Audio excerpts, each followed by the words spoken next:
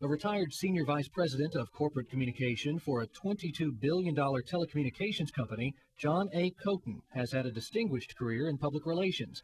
Koten earned his degree from North Central College and Northwestern University. Prior to his successful career at Ameritech, Koten served as vice president of corporate communications for Illinois Bell and New Jersey Bell and as AT&T public relations director. Koten was also the founding member of the Arthur W. Page Society, is a past president, and served on its board of trustees for 20 years. He was the president of the Ameritech Foundation, is chairman and director of the Great Books Foundation, and vice chairman of District 220 Education Foundation. Koten has authored and is the editor for numerous articles, including the Page Society's recently published book, Building Trust. He has spoken at management conferences, academic seminars, and civic meetings throughout the United States. Koten's dedication to his career and love of public relations has not gone unrecognized. He was elected to the Page Society's Hall of Fame in 1995 and is a life trustee of the Chicago Symphony Orchestra, North Central College, and the Associated Colleges of Illinois. He received an honorary Doctor of Laws degree from Quincy University in 1990 and North Central College in 1991.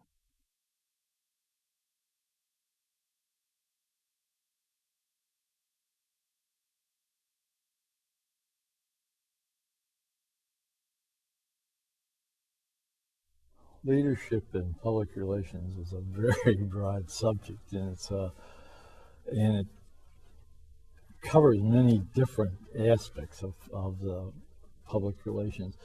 First off, I'd say that anyone can be a leader, and there are different ways that leadership can be achieved. Part of it is being knowledgeable, being regarded as someone who is authoritative.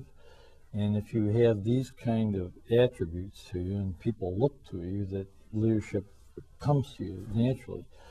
Another way to be a leader is to be someone who produces or writes material that other people can respond to and follow, whether it's a Rachel Carson with this Silent Spring type book, or a book like Boys in the Band, where somebody describes what it's really like to be in a field that changes the behavior of reporters around the world. So leadership can stem, a person can be a leader, a painter like Da Vinci or Monet or somebody like that can inspire a whole new thing without actually physically being someone that people come to and respect. So I think when it comes to public relations, that there are many opportunities for leadership and there are many ways to be a leader, but no one will be a leader unless they make the effort to want to be that. And I think that is one of the keys to leadership.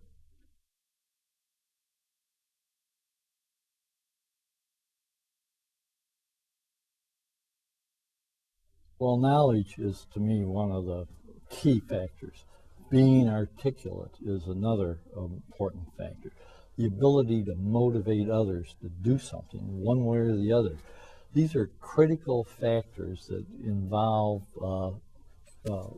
being a good leader and someone that people will respect. Because if you don't have that and you don't have integrity, there's no way that you can be a leader.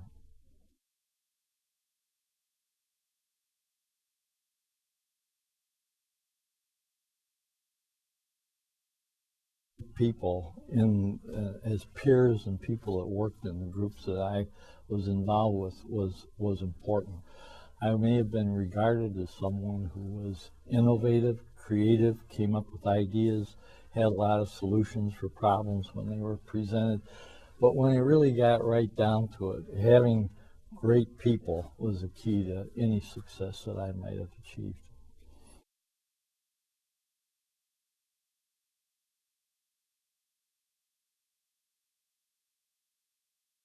I think there are many different ways to look at that, and I would say that first, to be a good leader, you need to lead by example. And I recall working for a group of different presidents. I've actually worked for 9 over my career, reported directly to them. And I learned in that aspect that there's no single way to be a leader or to run something, that there's a wide variety of things. And I can remember when Charlie Brown was president of Illinois Bell, we had a strike. He was out there on the line climbing poles and fixing things just like anybody else. leading by that kind of example to me was the way to send a message to the troops all over. If the CEO can get out there and do it, then everybody else can do it. Joe Cook was another person who saw a problem in Chicago. The Chicago public schools were bad. He organized a group of business people and other civic leaders and created the Better Schools Committee.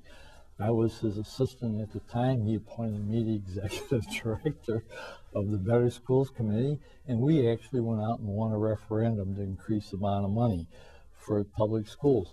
These are examples you see as recognizing a problem, coming up with a solution for it, and then hopefully achieving some degree of success. People look for others to see what they're doing, and they will follow if the examples are good.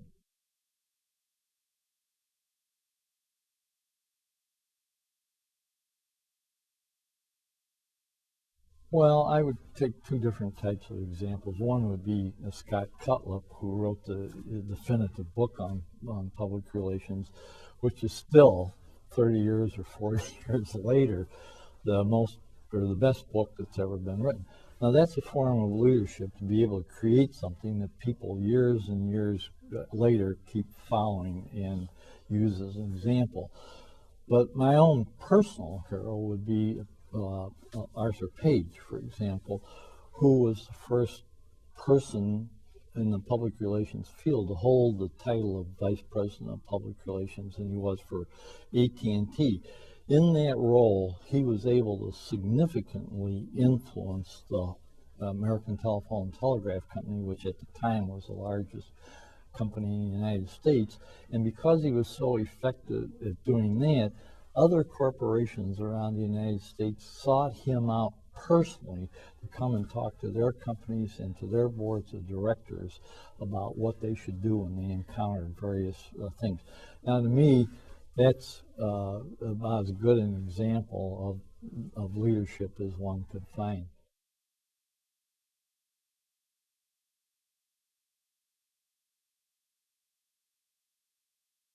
I think that you can be a leader in virtually any kind of profession, and what it takes to be a leader is someone who is creative, someone who wants to be able to take the initiative, and it doesn't really make too much difference what the field is that you're in. I think that leaders are leaders, and they are people who have developed the art of helping others do better jobs themselves, and in turn those people come and seek advice and counsel from those persons. And so I don't care whether you're in public relations, whether you're working for a corporation, or whether you're working for an agency, a nonprofit corporation, or whatever it is. If you have and are respected as being someone who is knowledgeable, who has the answers, and who can articulate the answers. We have a lot of people that have answers, but nobody understands what it is they're saying.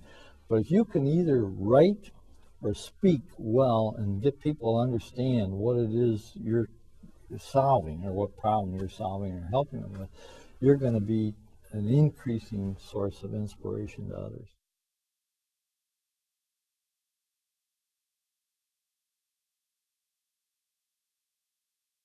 Well, they have to want to do this. Like I said, it's not going to be something that just happens. It's not going to be bestowed on somebody. And if I were a young person, I would look for activities, organizations, or things where I could become involved in an organization and maybe eventually work up through the chairs to become into a leadership role. If I were, I would say that one of the things that could happen in let's say a college or a high school environment is that if teachers or others give people opportunities to be a leader of a project or an assignment or something where they're responsible for it and they are accountable for it, and they can develop the practice of being responsible for leading some kind of a group doing something, that eventually they'll become a leader. If they don't respond at all, and the chances are that there's nothing that's going to happen later on that's going to make that person a leader.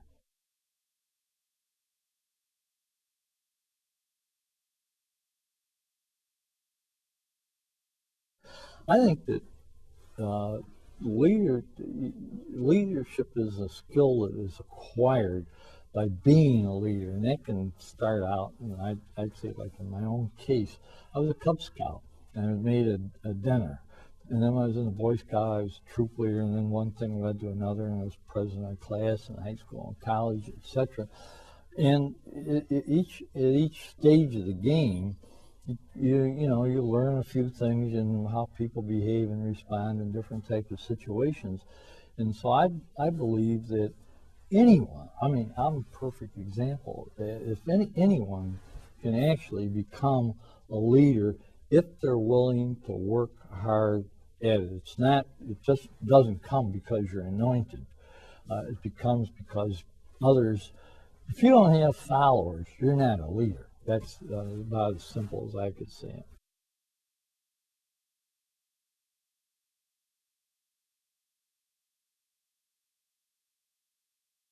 I was involved with and basically responsible for occurred a number of years ago when Phil Donahue on his program had devoted it to a very anti-telephone company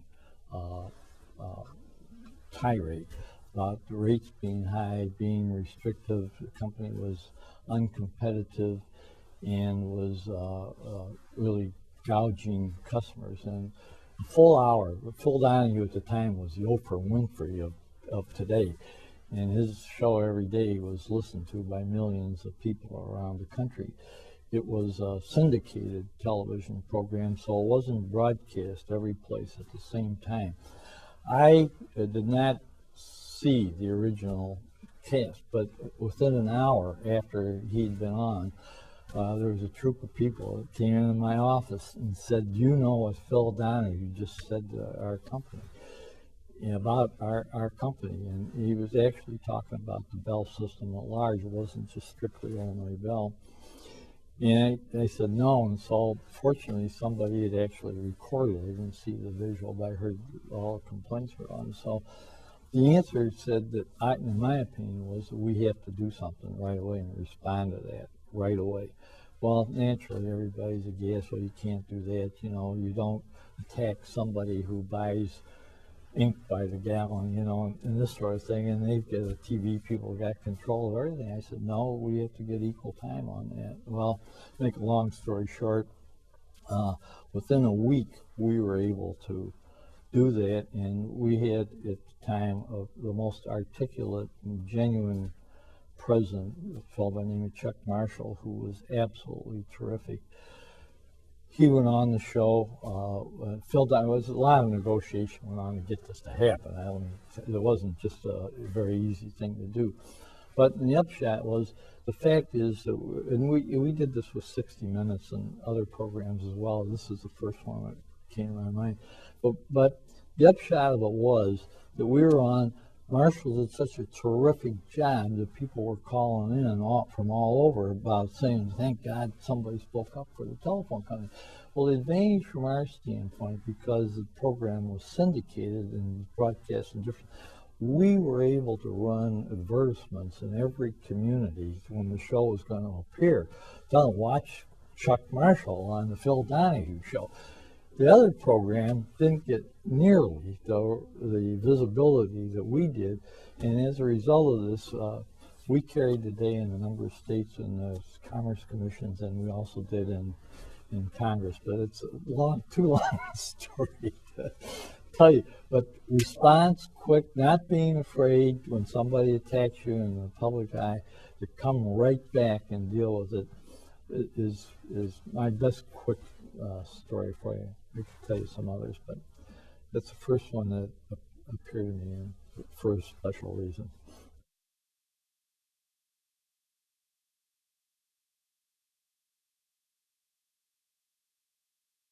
Well, there's no question in my mind what the number one book would be, and that's General Patton's book on leadership. That book has more good advice about how to be a leader and how to be commander and how to be effective at all levels in an organization than any other single book that I've ever read. And I would recommend it to anyone who wanted to be a leader or ever thought about it. My favorite book is the one that Bob Greenleaf wrote, which is called The Servant Leader. And the idea here is that all leaders are servants of the people, and if you're not a servant, you are not going to be a leader if you don't have that concept of what you're trying to do. But if you want to know how to really lead the troops or an organization, Boy Scout troop, Girl Scout troop, Brownies, whatever, Patton's book's got the answers.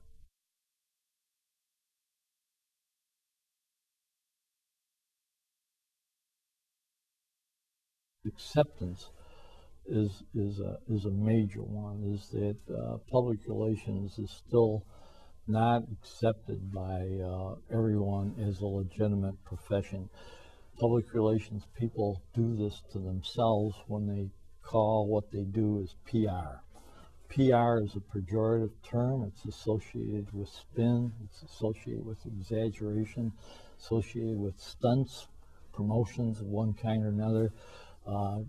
It's an adjunct of the marketing department or marketing or sales efforts, and I've done all of this stuff, so I know that that reputation for that public relations being that's what it is the thing that keeps it from being what it truly should be, and people should aspire to be, is where their advice and counsel is sought to solve problems. And I don't care whether it's an environmental problem or a problem of a legal problem of some kind, or with the government, or with on the international scene, or whatever.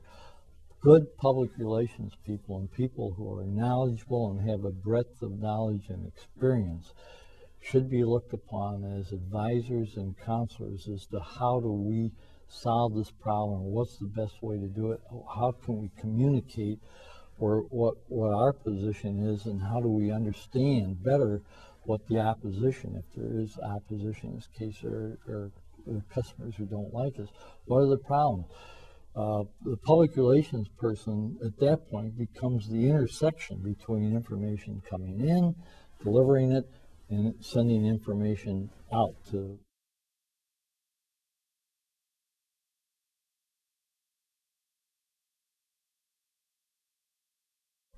Work hard, take every possible assignment that one can get, work overtime, do not be intimidated by the fact that good public relations activities 24/7, it's always been 24/7, but the content, everything moves faster now. And for anyone coming in, it looks at it as an 8 to 5 or 9 to 5 job, nothing's going to happen. But if a person is willing to put forth themselves and energy and kind of overachieve, ask for extra work, things to do, they will eventually be, if they're good. I mean, there's a lot of different ways to qualify this, but if anybody has talent, and if you know yourself as an individual and that you have ability and capabilities to do things, then I think it's up to the individual to put that forth and show that that's what they can do. And if they're asked to work late, I'd say, when do I start?